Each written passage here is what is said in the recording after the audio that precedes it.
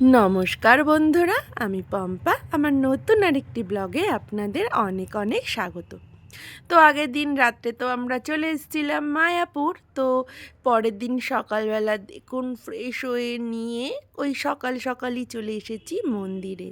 তো আসার পথে মন্দিরের সামনে থেকে একটু এক কাপ চাও খেয়ে নিলাম, নিয়ে এখন প্রথমে চলে যাচ্ছি আমরা নতুন যেই মন্দিরটা তৈরি হচ্ছে সেটা দেখার জন্য। মন্দিরের কাজ অনেক দিন ধরেই চলছে, কমপ্লিট হতে অনেক সময় লাগবে, তবুও যতটা কমপ্লিট হয়েছে ততটাই সবাইকে দেখানো হচ্ছে। আর এদিকে দেখুন সব জায়গায় কিন্তু কাজ চলছে।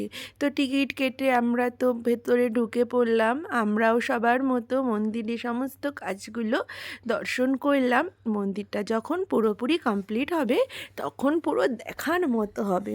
তো দর্শন হয়ে গেলে এবার আমরা মন্দির থেকে বাইরে বেরিয়ে আসছি। আর এই জায়গাটা দেখুন ভীষণ ভালো লাগলো, তাই এখানে দাঁড়িয়ে কয়েকটা ছবি ভিডিও আমরা করে নিলাম। তো তারপরে ওইখান থেকে বেরিয়ে বাচ্চাদের বায়না মন্দিরে যাবে। কৃষ্ণ কৃষ্ণ কৃষ্ণ হরে হরে হরে রাম রাম রাম হরে হরে হরে কৃষ্ণ কৃষ্ণ কৃষ্ণ কৃষ্ণ হরে হরে। তো ওদেরকে নিয়ে পার্কে যাওয়ার পথে দেখলাম যে এখানে এক জায়গায় ভোগ প্রসাদ দিচ্ছে। তো আমরাও লাইনে দাঁড়িয়ে পড়লাম খিচুড়ি ভোগ নেওয়ার জন্য।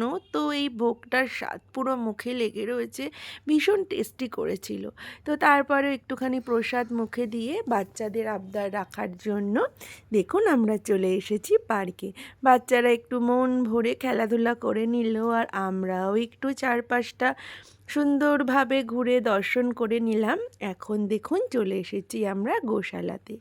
তো গোশালায় এসে এত রকমের গরু দেখতে পেরে বাচ্চারা তো ভীষণ খুশি। এত গরু রয়েছে, ওরা তো সবাইকে প্রচুর আদর করেছে। আর বাবিনের তো বায়না যে একটা কাউকে নাকিও বাড়িতে নিয়ে যাবে।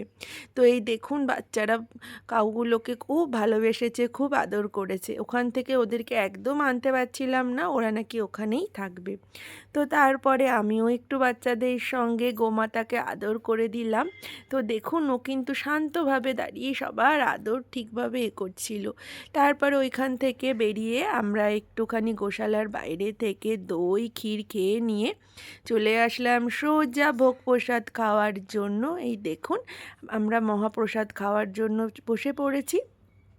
তো আমরা আজকে খেয়েছি ভোগ প্রসাদ গদা ভবনে। তো এখানে এই যে লাইন দিয়ে তারপরে সিটটা পেলাম, তো সবাই ঠাকুরের নাম করে বসে পড়লাম আর আমাদের ভোগ দেওয়া শুরু করলো। তো ভোগের মধ্যে অনেক রকমের আইটেম ছিল, এত রকমের আইটেম একার পক্ষে খাওয়া কিছুতেই সম্ভব না। তো খাওয়া দাওয়া করে তারপরে হোটেলে গিয়ে একটুখানি রেস্ট নিয়েছি, নিয়ে দেখুন আমরা সোজা বেরিয়ে পড়েছি বাড়ি যাওয়ার উদ্দেশ্যে।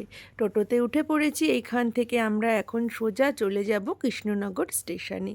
তো তারপরে ট্রেন ধরে যেতে হবে রানাঘাট, তারপরে আবার আরেকটা ট্রেন চেঞ্জ করে আমাদের চলে যেতে হবে বনগাঁতে।